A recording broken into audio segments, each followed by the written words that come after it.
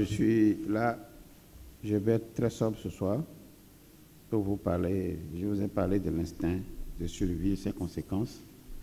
Je vous ai parlé de ce patrimoine génétique qui voyage à travers le temps, les lieux et les époques. Et je vous ai parlé de la mort en ce sens que ce n'est pas la mort elle-même qui vous guette, mais c'est les hommes qui vous guettent. Ensuite, nous avons vu que les morts ne sont pas morts et que si vous êtes un patriote, si vous êtes au service du bien, même ça va durer le temps que ça va durer, on va toujours vous réhabiliter. Et le mausolée dont on est en train de parler là, c'est fini, c'est parti pour l'éternité.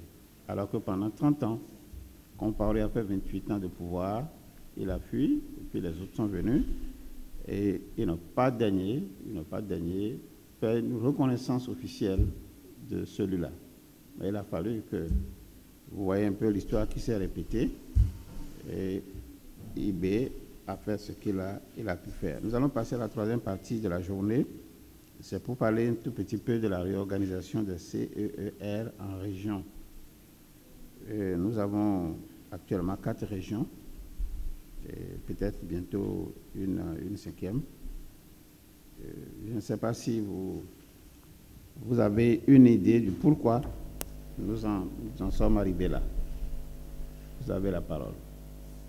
Étudiants ou amis.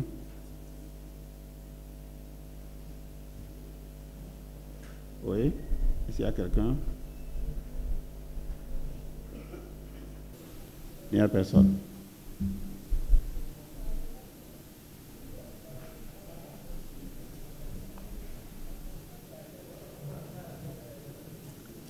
Quel étudiant prend la parole pour nous présenter les régions?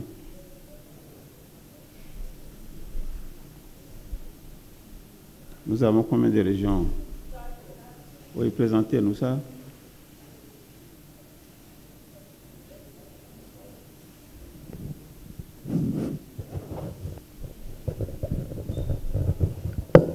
Bien-aimés frères, je voudrais très respectueusement demander la parole pour vous dire que nous avions 4 régions. Il y a la région 337-11 qui se réunit à Boycon, la région 337-22 qui se réunit à Parakou, la région 337.44 qui se réunit à Cotonou et la région 337-88 qui se réunit également à Cotonou. Bien-aimés frères, mais je laisse choix ma parole. Oui, mais pourquoi nous sommes passés de amis rattachés à l'étudiant aux régions? C'est ce que moi je... Bien-aimés frères, mais vous avez dit désormais que les CR seront réorganisés et on va tenir compte des énergies. Donc, en fonction des énergies qui peuvent se retrouver ensemble, qu'on allait classer les amis par région. C'était suite à ça que les régions étaient annoncées. Et les CR ne seront plus sous le coupole d'un étudiant ou d'une étudiante, mais ce serait l'association de ceux qui se retrouvent dans la même énergie. Ça peut être l'association de 2, 3, 4 étudiants, ça va dépendre. C'est ce que je peux dire, bien-aimés frères, mais je laisse choix ma parole.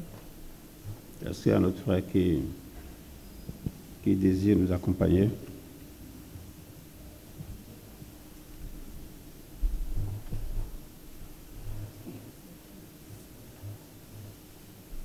Nous allons regarder cette image.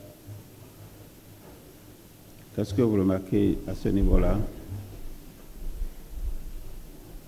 Vous avez vu un local, non? Que nous avons appelé centre. Il y a éducation, il y a éveil, il y a récupération. Donc il y a les tout petits que nous sommes appelés à éduquer, les jeunes que nous sommes appelés à éveiller, et les adultes qui sont dans l'instinct de survie, végétant dans la souffrance et la misère qu'il faut récupérer. Est-ce que tout le monde a vu? Je demande si tout le monde a vu. Maintenant, vous regardez à l'intérieur de la salle. est-ce qu'il y a beaucoup de gens, comme on le trouve dans l'école, dans les lycées et collèges? Alors ici, nous avons une symbolique. Ça ressemble à quel signe? Ça ressemble à un infini, non?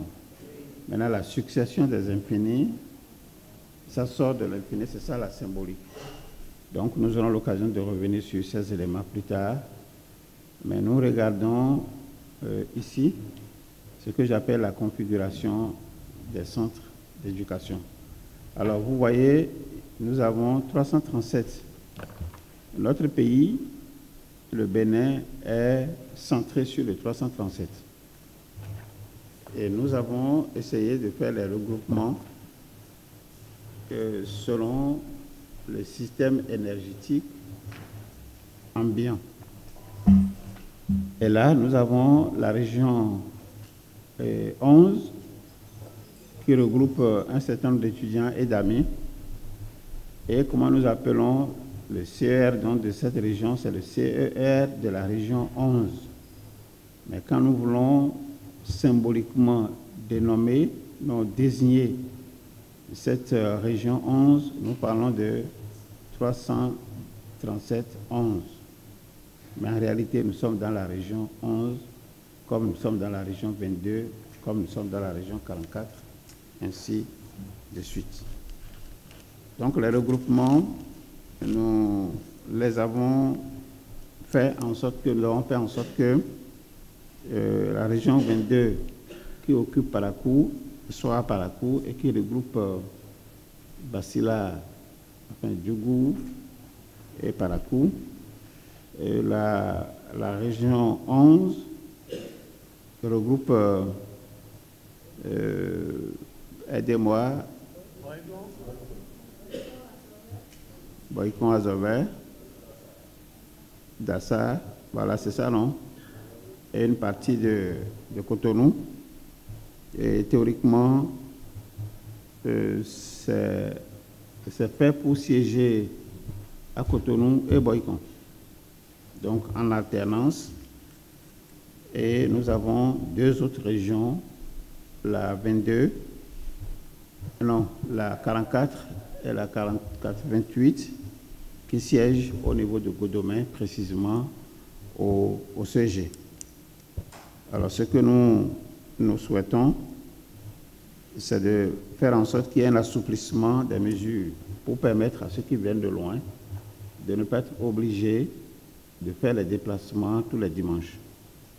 Et nous devons faire en sorte que si c'est une fois ou deux maximum, que le déplacement en fait se passe et que chacun puisse jouer son rôle qui est le sien. Donc ces mesures d'assouplissement vont venir bientôt vers les étudiants. Et la question donc qui va se poser, c'est quels résultats nous allons obtenir au niveau donc, de ces différents centres. Alors, on ne parlera plus d'étudiants rattachés à temps, mais plutôt, je suis ami de l'ISEP et je réside ou je travaille dans la région telle. Donc, les noms des étudiants s'effacent au profit des régions qui regroupent et étudiants et qui regroupent également nos amis. Alors demain, nous estimons que nous allons consacrer quelques minutes au déploiement de cette nouveauté pour voir quels problèmes apparaissent. C'est-à-dire que nous sommes là, nous allons voir, bon, s'il y a des problèmes qui sont apparus, il faut les résoudre au fur et à mesure qu'ils apparaissent. Alors, de façon pratique, nous allons consacrer demain à nettoyer complètement les tableaux. Ce que j'appelle nettoyer les tableaux, c'est que nous nous retrouvons et nous allons étudier maintenant les actes du deuxième palier, quels sont les actes. On essaie de réviser tout et chacun se situe par rapport au niveau auquel il se trouve. Aujourd'hui, on a commencé l'évaluation, donc la note chiffrée, on n'a pas pu terminer. Il faut que peut-être demain, ça soit terminé pour qu'on sache que cette évaluation à mi-parcours est achevée. Ça va nous donner la garantie que nous avons encore juste le mois de juin à passer ensemble. Et ce mois de juin, ça nous permet en fait de faire ci ou de faire ça. Donc voilà ce que je voudrais proposer en comptant sur votre volonté de toujours pour le succès de cette entreprise.